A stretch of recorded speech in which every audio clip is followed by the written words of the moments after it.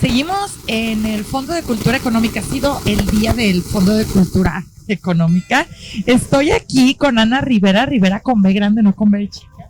Rivera con B alta, sí, como Rivera del Río. Oye, pues tengo muchas cosas que preguntarte en muchísimos aspectos. Por una parte quiero hacer una acotación que es lo feliz que me encuentro de tener tantos libros, sobre todo aquí en el Fondo de Cultura, que hablen acerca de nuestra historia en México. Y también este tema, pues que son temas que a veces no conocemos. Entonces, bueno, platícame en primer lugar, quiero que me hagas una breve reseña precisamente de lo que habla tu libro y ya de ahí vamos a desenvolver todas las preguntas. Pues este libro trata acerca de una organización obrera que se funda en plena Revolución Mexicana y que es una organización que adopta una ideología que fue el anarquismo sindicalista o anarcosindicalismo, que pretendía, por un lado, obtener mejoras concretas para los trabajadores, salario mínimo, jornada máxima, día de descanso semanal, en fin, estas cosas que se estaban peleando en esos años, pero por otro lado quería hacer una revolución que acabara con el capital, con el Estado y con el clero. Entonces es la más radical de las posturas del socialismo, que es el anarquismo, y que veía en los sindicatos una herramienta fundamental de transformación de la sociedad. Y justamente esta organización mexicana, que funcionó de 1912 a 16, es el tema de este libro. Fíjate que este tema pasó en todas partes del mundo en diferentes épocas, porque aparte pues no existían las redes sociales, nos enterábamos pues de repente cuando llegaba alguien de otro país por medio del mar, porque bueno, todavía no existían como estos vuelos de un continente al otro, pero era como algo que se necesitaba porque este movimiento empezó a explotar en muchísimos países y poco sabemos de él, de lo que sucede aquí en México. Efectivamente, el anarquismo y el anarcosindicalismo se difundió muchísimo en todo el mundo de habla hispana, en América Latina, en España desde luego, y tenía en las redes de prensa una forma formidable de expandir las ideas. No había las redes sociales de hoy, pero el periódico era la gran red social. Se intercambiaban periódicos de un lado a otro, de un país a otro. Y claro, la organización, la Casa del Obrero Mundial, tuvo sus propios periódicos que intercambiaba con organizaciones de todo el mundo. Y entonces sí era una red internacional que tuvo sus expresiones locales. La Casa del Obrero, en el caso mexicano, tiene la rareza de funcionar en medio de una revolución que no es la que ellos quieren, pero que los aproxima a fines más o menos parecidos de justicia social. Obviamente, este tema que pasa en la historia mexicana, sucede mucho que no todos estamos tan acercados a él porque pues siempre nos quisieron meter la historia a machetazos, así. Acuérdate de la fecha y si no te reprueban el examen y todo esto. Entonces, desconocemos gran parte de nuestra historia en México. Y me parece que realmente el tener escritores modernos que estén hablando de estos temas es de suma importancia porque es entender nuestro pasado, es tratar de cambiar nuestro futuro. Claro, la historia es nuestra memoria colectiva, es lo que nos identifica como colectividad. Y la historia más cercana, y yo en esto diría a partir del siglo XX, la Revolución Mexicana, es nuestra memoria más, inmediata, es lo que nos define todavía hasta el día de hoy. Y creo que en este caso, la Revolución Mexicana siempre la visualizamos como efectivamente fue un gran movimiento campesino.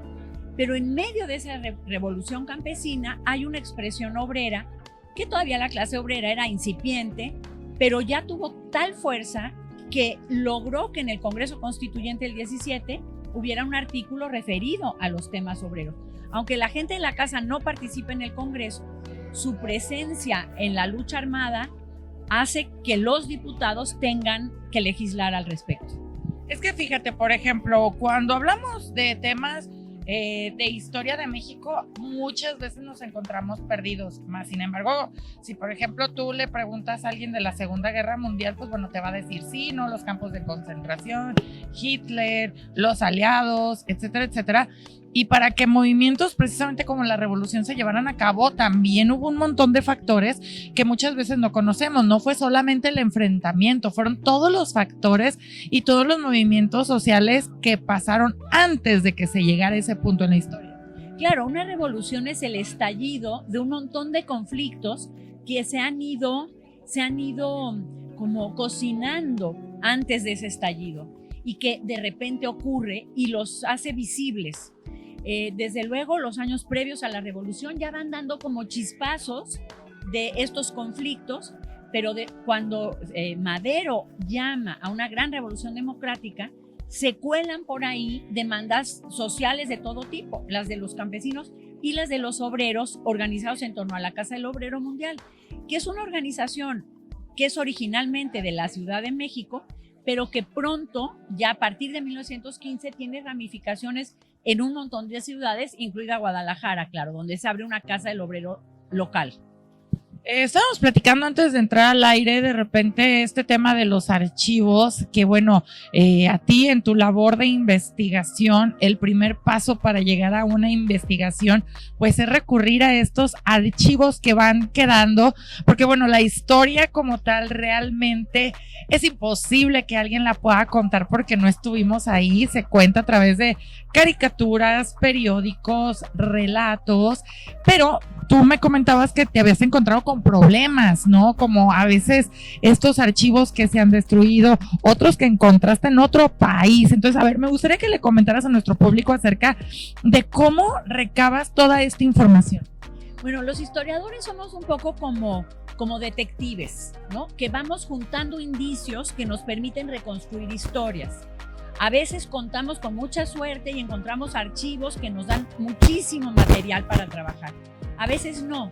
En la elaboración de este libro yo me encontré con un gran problema, y es que esta organización obrera fue reprimida por Victoriano Huerta primero, por Venustiano Carranza después, y sus archivos fueron incautados y nadie sabe dónde quedaron al fin de cuentas.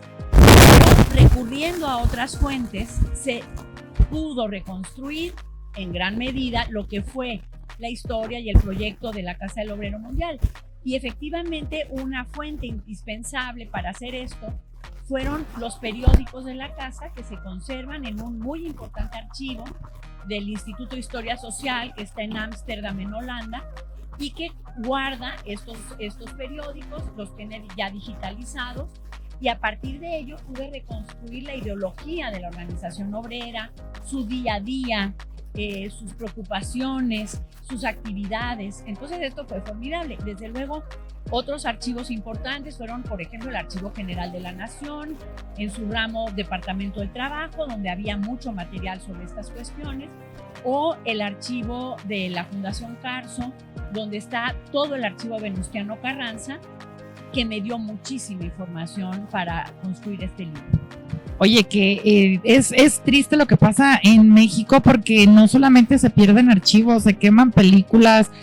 Por ejemplo, también ha habido incendios en la Cineteca y se han perdido muchas películas que ahorita son como material que no se puede encontrar. Archivos históricos, ni se diga, ¿no? O sea, de repente este tema de preservar parte de nuestra historia como que en México no se nos da muy bien. No, yo creo que sí se nos da, y creo que los problemas, digamos, que enfrentamos, que efectivamente sucede un incendio en la Cineteca o llega un ciclón y acaba con una biblioteca recientemente en Acapulco, o con muchas bibliotecas en Acapulco, que eso es una tragedia, pero no solo nos pasa a nosotros. Recientemente hubo un incendio en Río de Janeiro en que se quemó una biblioteca importante y museo importante. Entonces esto ocurre en todos lados, son accidentes, y yo creo que en México se está trabajando muchísimo en la preservación de archivos grandes y pequeños. De hecho, hay un proyecto muy importante que se llama Memórica, que está tratando de rescatar archivos y digitalizarlos para ponerlos al alcance de todo el mundo. Entonces, no, yo no sería pesimista al respecto. Creo que con todas las dificultades de preservación, de conservación, en México hay un trabajo importante al respecto, y que hay archivos valiosísimos de todo tipo. Muy bien. ¿Hacia quién va dirigido este trabajo? A ver, yo vengo a la FIL, me asomo al Fondo de Cultura, entonces, ¿a quién va dirigido este excelente libro? Pues yo quisiera pensar que a todo aquel que se interese por la historia de México y específicamente por la historia de la Revolución Mexicana. Yo he sido maestra de preparatoria muchísimos años, me interesa muchísimo el público de esta edad, jóvenes universitarios que están apenas acercándose a la historia de México.